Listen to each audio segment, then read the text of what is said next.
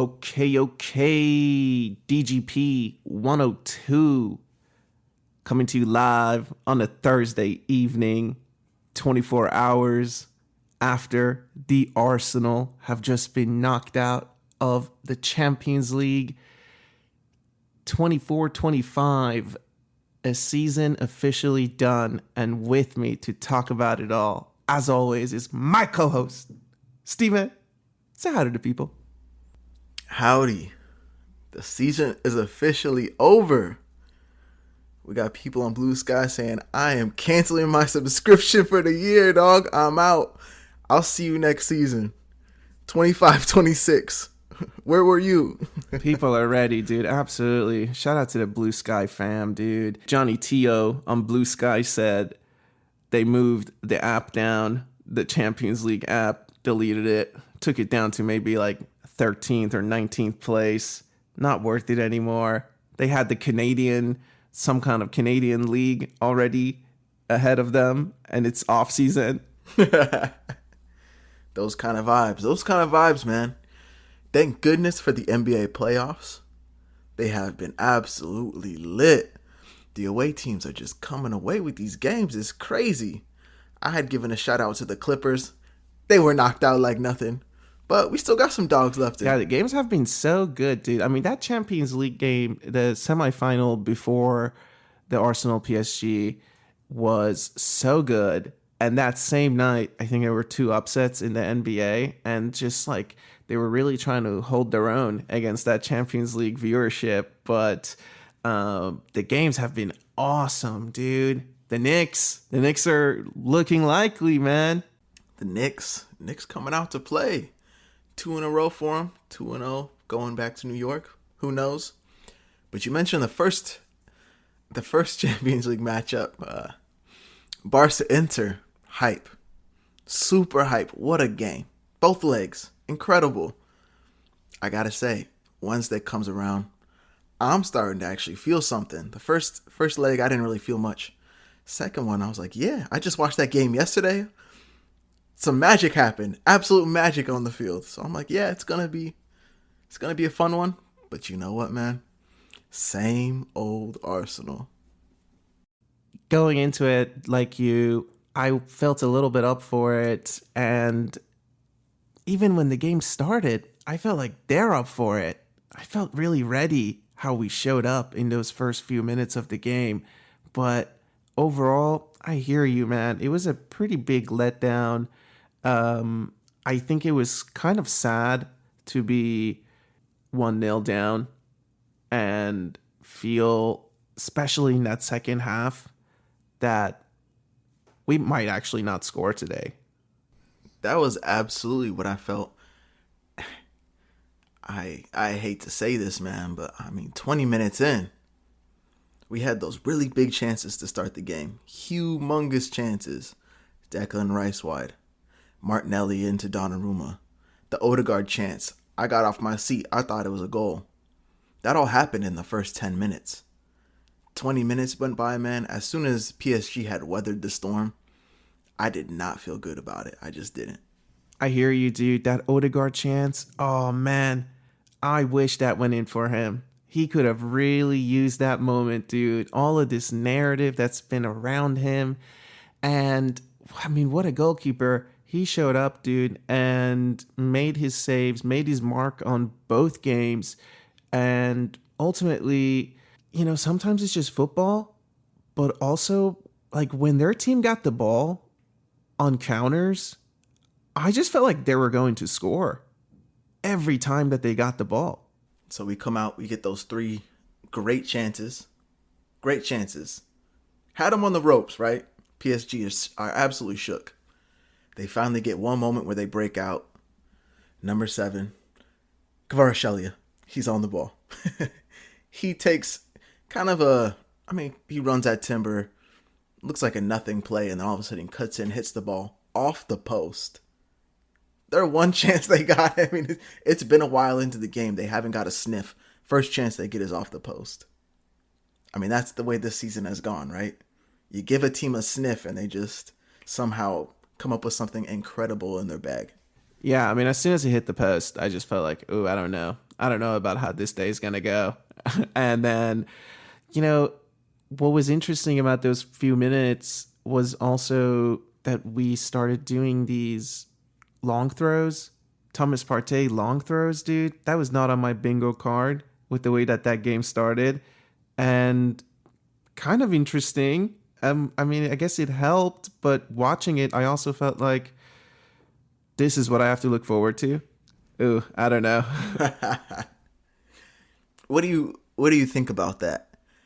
Do you think it's more of a we see a weakness in PSG, or is it more of a this is all we have? This is all we have. I mean, it created good chances. And, you know, if that Odegaard one, for example, had gone in, I would have probably been praising it, right? Oh, look at them. They kind of brought out TP5 long throws. That hasn't been on anyone's mind, really. So, in a way, it's like, all right, great. You tried out a trick for the biggest game that we have.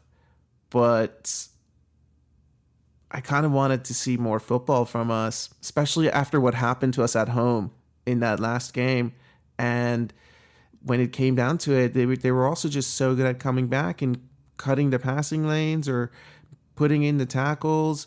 And ultimately, like, their center backs aren't schmucks. Like, just throwing it in there. Yes, their midfield is short, but their center backs are pretty good. Yeah, I would say we're an analytical team. I kind of feel like the approach was, well, if we get into the box enough, the chances to score are increased. I know we won the XG battle yesterday. Shout out to us yet again, winning the XG battle. Take that to the fucking bank. But on the scoreboard, obviously didn't work. So it did work early. I think the Martinelli and the Odegaard chance were both off of long throws. But I want to say after that, man, it was kind of seemed like a dead strategy. Yeah, that Martinelli chance, do you think how much do you put down to him? That's kind of tough, right? Yeah, it's tough. It was close quarters. I think you just try to poke it on goal. It's like a situation where you just try to toe poke it. I mean, that's not exactly what he did, but get it on frame. At least he got it on frame, right? Not Mr. Worldwide. Yeah, no, I agree with you. Look, so they obviously got through it all, got their goal in like the 27th minute. I mean, good goal. Funny enough, it comes from a set piece, right? Classic. So then at that point, we're down 2-0, and Declan Rice puts in a huge tackle. They're about to go up even more shortly after that, dude. And then you're thinking, okay, this is it. Who's going to bring us back into this game? I'm just thinking it's Declan Rice. That's who I have on my sheet. All Declan Rice. Someone that's gonna step up in the big game moment. It's Declan Rice. And I gotta say, KP, that's a shame. That's a shame. You got Martinelli on the field. You got Saka on the field. You got Odegaard on the field. I didn't have a feeling for any of them, really, to have that moment. Yeah, absolutely. And something that I don't think has been really talked about by a lot of people is that Big Gabby, we kind of overlook his absence because in a moment like this, everyone's thinking, oh, where's the attacker? Should have signed the attacker. And you just forget that Big Gabby being injured really hurt in this game, I think, because Big Gabby scores in that game against PSG. I feel like there's been a lot of moments in the past few seasons where we've wanted a goal, and it's been Big Gabby. He shows up for those moments. So really, really felt him not being there, dude, especially because Saliba, Kiwior, look, they did all right, but also shaky. Big Gabby, big time moments. I know he scored against Spurs. He scored against Liverpool. I know he scored against City. He likes the big moments, right? He likes the biggest moments. Absolutely could have used them. The corners yesterday weren't great. Don't remember a good moment off of any of them where it's going to be, this is us getting a clear header on goal. He always seems to nick one, at least get something going for us. He always at least has one moment. I didn't think the center backs were terrible yesterday. You weren't feeling them? There was the one chance. Was it the goal was it the second goal that Kiwior did not step up into the ball? He just kind of watched it happen in front of him. Is that what you're referring to? That was the one. I think the Kiwior mistake kind of just reminded you again of the quality that you need at this sort of really high level when the pressure's really on, dude. And kind of tough. Saliba, I thought he had a few really good moments dribbling through. But also I think he had a couple of misplaced passes that turned out to be counters. And the thing about it is, I mean, we're just so exposed on the counter the whole time, dude. And then they finally got that pen. And you were thinking, oh man, 3-0, like wrap it up, dude. Like just turn the TV off, dude. And Raya really stepped up, dude. That was pretty cool. Another penalty save in the Champions League for David Raya. Shout out to him. Vitinha doing the little creep up for saying David Raya jumps early. He finally stood his ground. What did you think about that pen? It was a weird situation. It was obviously super weird.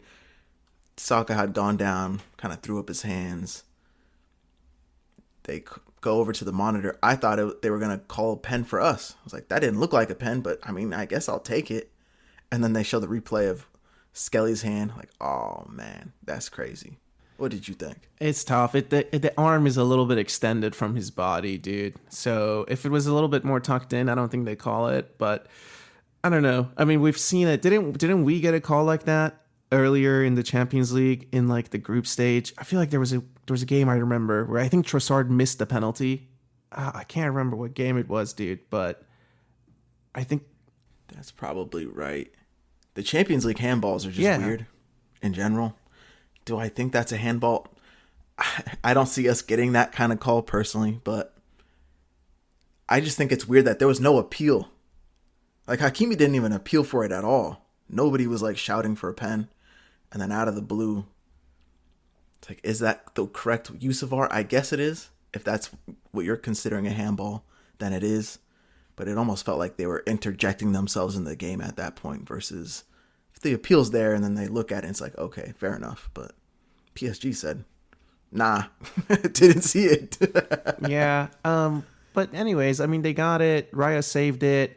Good moment. But then they finally got that third goal, dude. Not great at all. 72nd minute. Not the third goal, the second goal. Well, yeah, but the third goal in aggregate, so that then it was just like in the tie, it was just like 3-0. We're down. 70 minutes are gone. Are you kidding me? That's tough, dude. And like when I think about Arsenal, sometimes I don't really. It's funny, before that Real Madrid game, there was so much remontada chatter, right? And it was great that we overcame that. But also, how much do you actually associate that with Arsenal? Down 3-0, or even down 2-0, dude, at the 30th minute. The thing that frustrated me was that I just watched Barcelona come back from down 2-0 across two legs. I just saw Inter have an incredible comeback. But at no point watching that game did I really feel like we were going to come back. Let me drop some cold hard facts on you, KP. Saw something after the Bournemouth game. This is in the Premier League only. Arsenal have dropped 21 points from winning positions this season. Not great. And obviously a lot of them are draws. 21 points dropped from winning positions. So, not great. Don't get those games back in our hand. Another cold hard fact for you. Arsenal have been in 4 semifinal ties since 2020-2021 season. There's 1 Europa, 2 EFL Cups, and then this one, Champions League. So over those 4 ties, 8 games total, 6 losses, 2 draws, 2 goals for, including the one yesterday, 11 goals against. Those are some cold, hard facts, bro. That's not good, dude. That's not good at all. I feel like this was kind of a big reality check. There's been a huge thing going around, people talking about Arteta. We're going to have some manager chat. So I'm just going to save that. But ultimately, I just bar for bar usually do back us, but it felt like, dude, they brought Dembele off the bench. That says it all, I feel like. Oh, easy. Even the first game, they're using their subs, and their subs coming on are solid players. The players like, yeah, I would take them in our squad 100%. Who do we have coming off the bench? Calafiori, who this is his first game in what? I don't remember the last game he played. Ben White comes on at right back. He's been having trouble getting any minutes. And then Trossard. It's the 3 subs we were able to put on this game. During the manager chat, we'll have to talk about why Waneri didn't make an appearance. Interesting. But as good of a team as we are, there's levels. There's levels to this. Now, I guess on the flip, you could say, well, what are your other attacking options? Why don't you have them there? Kai Havertz isn't there. Gabby Jesus, where is he at? That's 2 players. I don't know, KP. I think it's very apparent to everybody in the Arsenal atmosphere, we do not have a deep enough squad. We don't have the players right now. We don't have the players in the positions that really, really matter to help get you across the line, dude. That's the big issue. You look across Europe, we were just in a semifinal, right? These were the last 4 teams in Europe, the best that are left. And each one represented a different league. That was fun. I enjoyed that. And then I went and looked, how are these other teams doing domestically? Barca have scored 91 goals in the Spanish league, dude. Inter, they have 75 goals in the Italian league, a league that's like known for defense. And you look at PSG, they've scored like 86 goals. Arsenal, 64 goals in the Premier League, dude. We're 30 goals apart. And that's kind of what it just comes down to. We don't have the goals, man. We just don't. That's the reality check. Don't have the goals. That's why you have to resort to the long throw. Honestly, get the best chances you can. Create as much as you can, because that's what we have in our locker currently. I saw something that made me crack up after the game. And it was like it's an Arsenal fan and a PSG fan kind of going back and forth. And it was actually like a good conversation. It's not like a banter type thing. And the PSG guy was like, you guys actually played really well. I think you guys took us the distance. Like, you're probably the best team we've played this year. That's how it felt. You had us on the ropes at times. But it is so crazy to watch you guys get into positions and not shoot. Like, are you guys just taught not to shoot the ball? What are you waiting for? And it goes back to that, like, the old saying, like, Arsenal trying to walk it in. The fake shots, I know you've always said about Odegaard with the fake shots, just shoot, man. I wonder what a neutral watching us play, what it's like sometimes. It's got to be frustrating. I assume that it has to be pretty frustrating. Dude, it's got to be. Are you kidding me? That's why I say that, like, when their players got the ball, you really felt like they were going to attack the goal and score. Whenever we get on the ball, just like these last 15 games, when we get on the ball, dude, it's like, oh, okay, well, we're about to recycle it and try to find the best passing pattern to score. That's what it feels like every time. And I don't really get it, because the best moments that we create, obviously, come down to when our players actually drive. Odegaard, I mean, fake shot king, dude. We're gonna have some player performance chat for sure. Maybe right now, dude, because like overall, you know, there's been a lot of chatter with the injuries, with just luck, kind of having to be there at the right time, chatter, dude. But was it just quality, or was it actually luck? Quality. I think it was absolutely quality from them. There's a lot of discussion, obviously the stats. People keep throwing the stats at you. The XG, we did great. The field tilt, we dominated territory. That is all fine and dandy. But what's the game about? It's about putting the ball in the net. They put the ball in the net against us 3 times, and they hit the post. They hit the post twice and the crossbar once, I believe. So can't do much better than that against this Arsenal team. Yeah, absolutely, dude. Absolutely. Those are just more cold hard facts. Honestly, man. Let's chat some player performances, man.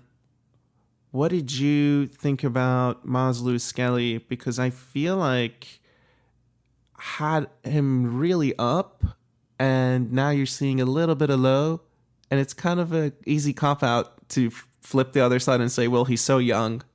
Tough game. Tough game for him yesterday. Maybe the moment was too big for him.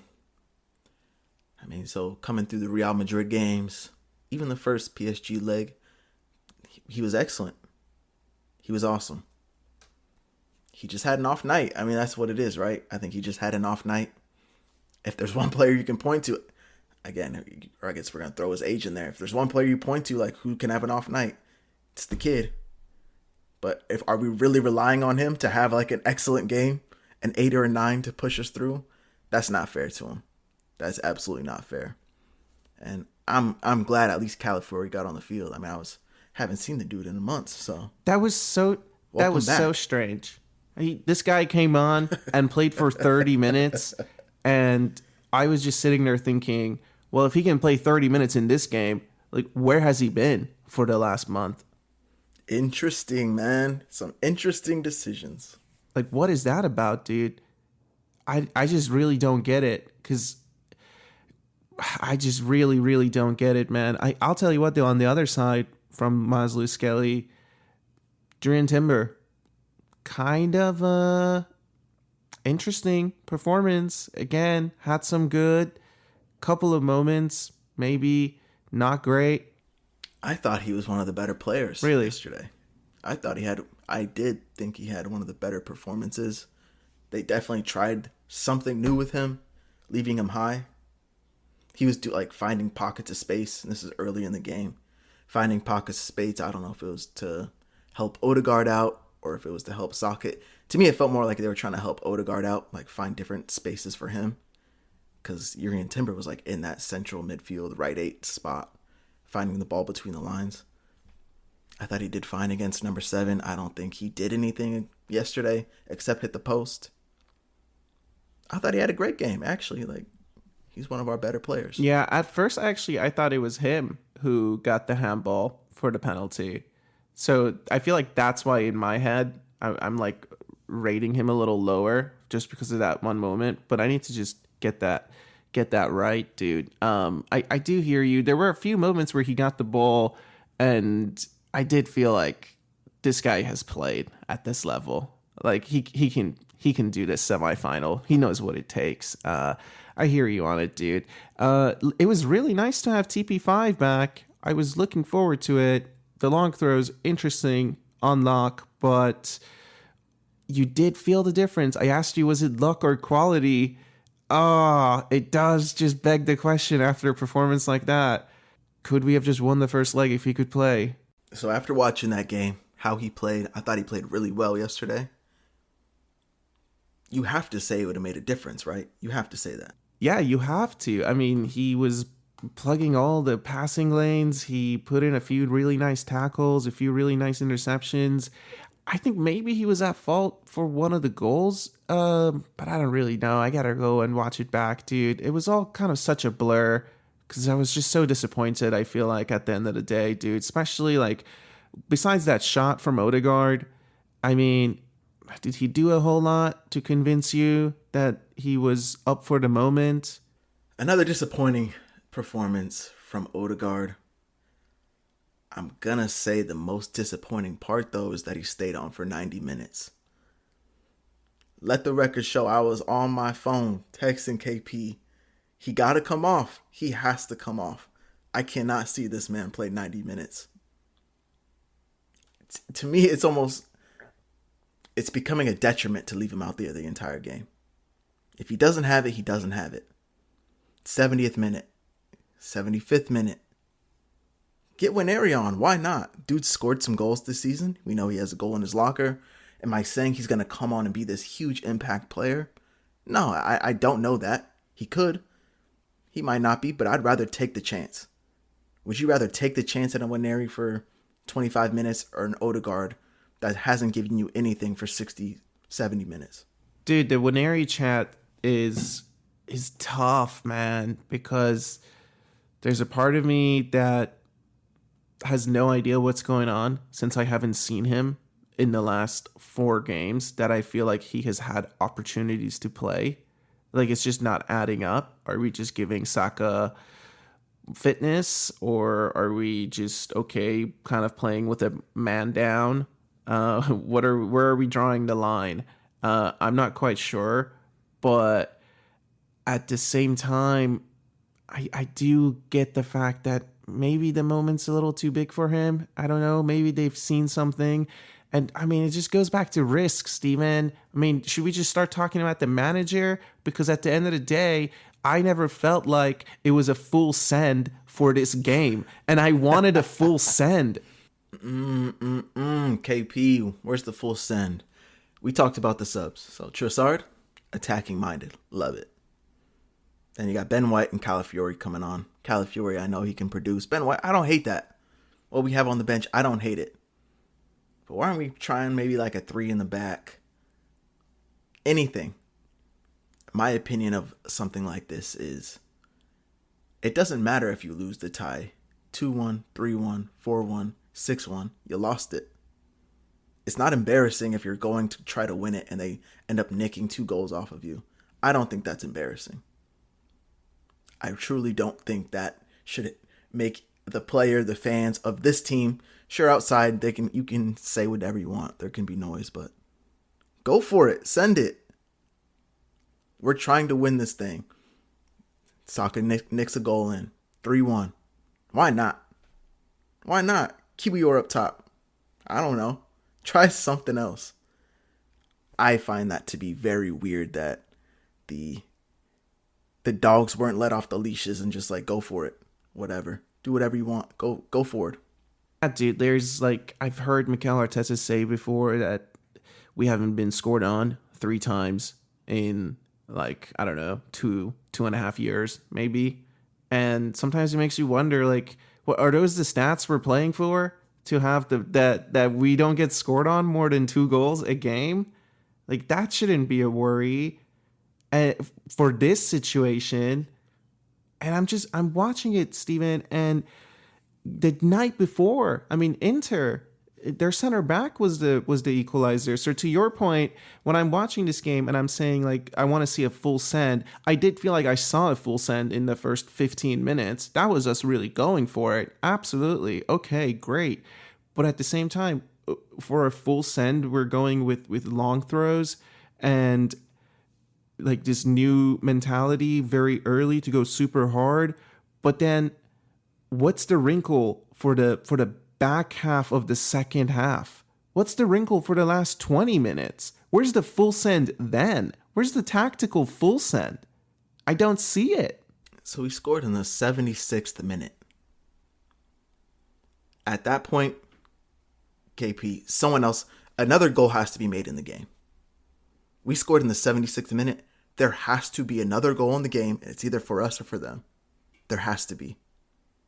There's a goal because we're sending it and they counter us, or we score again because we're battering them, trying our best, doing everything we can to get the ball over the line. It didn't feel that way. I guess after Saka's goal, there was the chance that he hit over the top. To me, that wasn't a full send. That was a counter-attacking moment from PSG. And Marquinhos, I don't know what the heck he was doing, but Trossard wins that ball, crosses it into Saka. Unfortunate, Donnarumma was there. Don't blame Saka for that at all, but I believe that's the only chance I can think of after we scored, and that's a shame. Oh, yeah, they started bossing it, dude. They were playing the corners. They were just knocking around. Vitinha had a few moments. Seven had a few moments on the ball, just shielding it.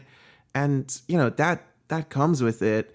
But to just not see us really try tactically was disappointing from the manager, dude. I just felt fully like set piece FC locked in, dude. And I didn't appreciate that, man. I just didn't. Didn't appreciate it. I got a quote from Luis Enrique. So Mikel was talking to the press after the game, and I think he just acknowledged PSG had a great tie, congratulating them, better team, blah, blah, blah. And I think Luis Enrique, to kind of summarize what he said at the beginning, was, I don't actually agree with that. I thought Arsenal had a great game. Both legs, they actually basically pushed us to the limit. They had their moments. It's not like we dominated them. They had their moments. And then the quote that I think is important here is, I think in the two legs, we score more goals than them. And in football, that's the most important thing. That's as simple as it needs to be. Dominating doesn't matter when you're not scoring the goals, right? That's all that matters. We scored more than them, and we're going to the final. So you're talking about quality, luck. Is it lucky that they scored 3 goals on us? No. It was quality of moments. Hit the post twice, crossbar once. We had a few moments in the first game. Trossard, Martinelli. Would have loved those moments, right? That's a lack of quality. And that's a quality of their keeper. Then the second leg, 3 chances. Declan Rice header wide. Martinelli just trying one. And then Odegaard getting his shot blocked. That's 3 moments again. It's a lack of quality. And a great quality in their side on their keeper. Shout out to that dude. He is the man of both legs. Like Donnarumma is that dude, right? He's that dude. So tough. It's tough out here. It is tough, dude. It is tough. So, but like with that in mind, it's kind of crazy. This Mikel quote that's been going around where he says, I think Arsenal are the best team in Europe. It says something about how the best team has been knocked out. People have been really picking up on it, saying he's delusional. What's he talking about? And it's kind of hard. Maybe he's thinking about it from a full squad perspective. And he's saying, for a full squad, it's great. In this moment in time, to call us the best team in Europe, you're reaching, dude. And you're my manager, but you're reaching, dude. The way this team sets up, man. We talk about bar for bar. We could play anybody. I do believe that. I truly do believe that. 20 minutes in the first leg, that's where we lost the game. Like, for 20 minutes, they got that goal. They rocked us, lost our feet under us. Are we the best team in Europe? Obviously, you can't say that because second year in the Champions League, a quarterfinal, a semifinal. We're very good. We're very, very good. But I guess he's just backing the team, right? Is that just one of the things you say as a manager to back your team after a tough loss? Maybe. That's fair, dude. Yeah, I mean, I do think it's some media talk for sure. And it's fun. It's kind of distracting a little bit, too, from the fact that we didn't go for it at the end of it all. I mean, that's just how I'm feeling, dude. That's just how I'm feeling, man. That's it, dude. Season done, man. Looking at it, this stat that you pulled from Opta is kind of crazy. Is it Arsenal have conceded 38% of their Premier League goals this season from set piece situations? I didn't even realize that felt that high. Yeah, and that actually came out after the Bournemouth game, and we didn't record, but I had screenshotted it, and I thought it was relevant just based on the first goal. I don't know if that truly goes down as a set piece goal, that Fabian Ruiz one. I don't know if that's truly a set piece goal or not. I kind of feel like it should be counted as one, even though it's not directly off of the cross. It's the second ball. He won the second ball and put it directly into the net. But that 38.7% is the greatest proportion of all Premier clubs this season. We back ourselves for our prowess on attacking set pieces. We are obviously not very good at defending them. We don't let in a lot of goals. So obviously that inflates this. But the goals we are letting in are coming from set pieces. So yeah, and can I tell you an probably unpopular opinion that I'm of the mind we should get rid of the set piece coach. I was about to ask you about that. Where's that dude at? Why isn't he cheering every time we now don't get scored on one? He needs to be standing up on the sideline just like he does when it's an offensive moment. It's interesting. The stat that you pulled makes you wonder, are we spending too much time trying to work on attacking set pieces instead of defensive work on them? Maybe. I don't know. I'm just speculating. But I do feel like I'm just kind of over the set piece. Like, I hear a lot of people saying, like, manager out, and I don't really think Mikel should be on the chopping block this summer. But I do feel like, this set piece coach, I don't love seeing him every time. I don't love that he's in the spotlight so much. And I don't really love that he gets to dictate so much, because he goes back to Declan Rice saying, I'm going to shoot this free kick. I don't want to see us with this back post free kicks that we played this season where there were clearly shooting opportunities. I think this guy should be under a lot more scrutiny than I mean, I get the manager, but like, we're overlooking this situation. I'm going to say that's an unpopular opinion. I think you said that right. I don't know, man. The prowess that we have, the little plays and whatnot that we do score on, I give him credit. From what we just talked about, there's obviously a lack defensively, so no clue what that's about. It's definitely not on David Raya, because you know he's winning balls. He wins a ton of those set pieces. He's out claiming them. So these are actual goals that are happening off of plays that are going on in front of us. I know there's a lot of chatter about him celebrating, getting up, getting the camera time. That's a tough one, man. I'd probably say that's unpopular now that I'm talking about it. Maybe it is more popular than I think, though, because I know like the commentators don't like this dude. They don't like Yover. They're always like talking about how he's getting shown too much. He's on the camera too much. Blah, blah, blah. So people should let us know. I might have to just post about it on Blue Sky and see how everyone's feeling about our set piece coach, because for me, I don't know. Let's go see what else is out there in the market. Listen, man, so Champions League is done.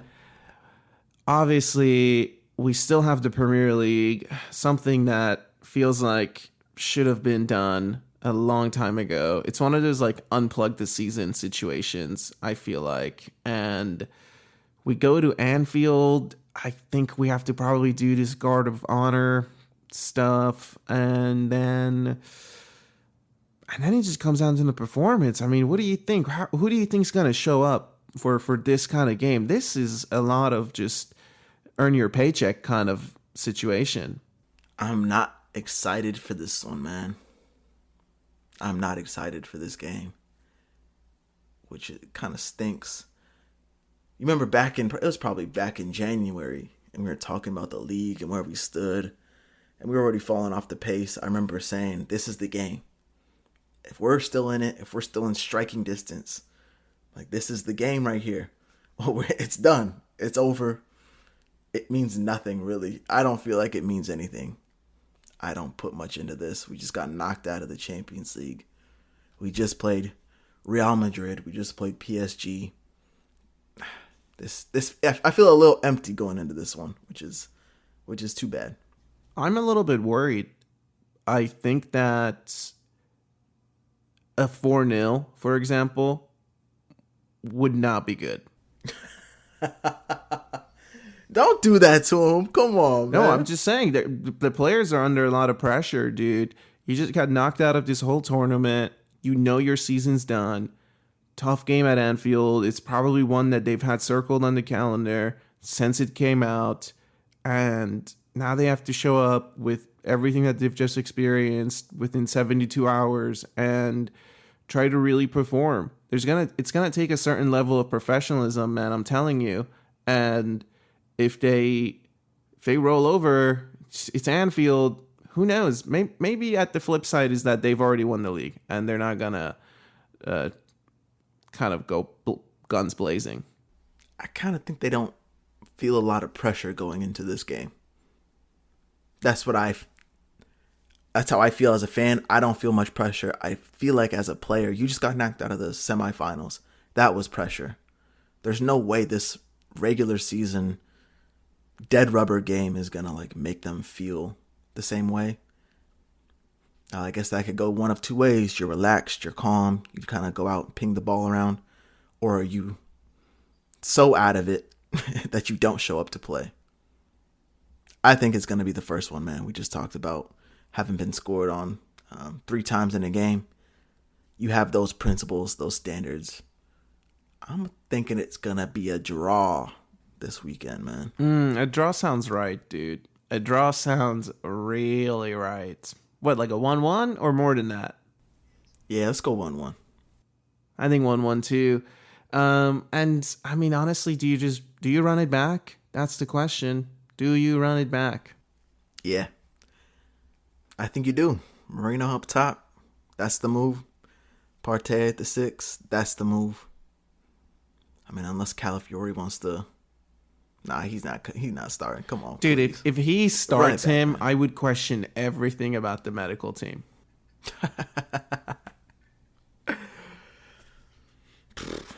Do you think Waneri plays? Oh man. Or you think they shut him down for the whole season? I don't know. I think maybe he's done. Maybe it's one of those situations that, you think about 4D chess and maybe he's like, well, I don't want to give them more tape on this kid. I know what he's capable of. I'll keep it for next season. It's so crazy he hasn't played. I mean, those games in between Real Madrid, he didn't play. The games prior to the PSG, he didn't play in between. And we've been can't stop talking about Odegaard, how he's not been up to the level. Isn't that just, I would love to have some of that information, man. We're not privy to it, but I would love to know what's going on behind the scenes. Yeah, I mean, what do you think about the manager's player management? I feel like this has been a talking point about him in the past and now in the present, dude. I mean, if Odegaard's going through a slump, do you need to ride him out like that for all these games? Gotta say, I don't think he has improved very much at all. At the end of the last 3 seasons, I think you have the same issues with him. It's kind of weird. Nothing changes very much. Substitutions. This year is the first time I actually put on people early, like the 60th minute, 70th. He's kind of started a few times. People have issues with that. His substitution selection is always interesting. And then what you just said, running people into the ground. He has a tendency to do that. So I think it's still an issue going forward, man. Raises a lot of questions. We're going to have to do it. We're going to have to do it during like a season recap chat about the manager. I mean, next season can't be here fast enough, let me tell you. But for now, we've got the NBA playoffs. Anything else you want to get on the pod? Who you taking? Who you taking in NBA playoffs right now? Right now, I kind of want the Warriors to go to the next round, but I can't back them to win it all. I don't think they have that.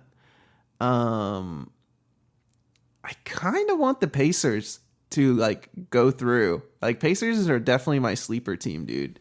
Small market. I'm with you. I'm with the Warriors and the Wolves. Whoever wins that series, I don't think they're going to win the whole thing, but that's who I want to win the whole thing. Whoever wins that series.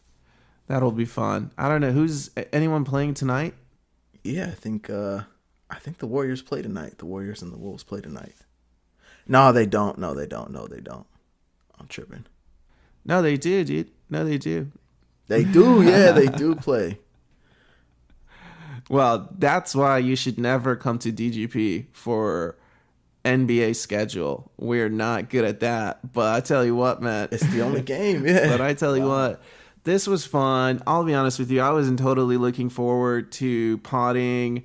But I'm glad we gave it a 24 hours before we got behind the mic. That always sets me up for a more relaxed chat, I feel. Yeah, this wasn't too painful. I think a lot of people feel the same way, right? I think a lot of people feel the same way. Next season, can't wait. I'm going to inject the hopium. I'm going to inject the copium. But for now, I'm pretty sedated. I'm pretty sedated. Yeah. So take care of yourselves out there. If you listened, we appreciate it. This was a tough one. And hey, hope you're subscribed. Hope you're happy. Hope you're healthy. Enjoy the game at the weekend. And we will see you on the other side. Be easy.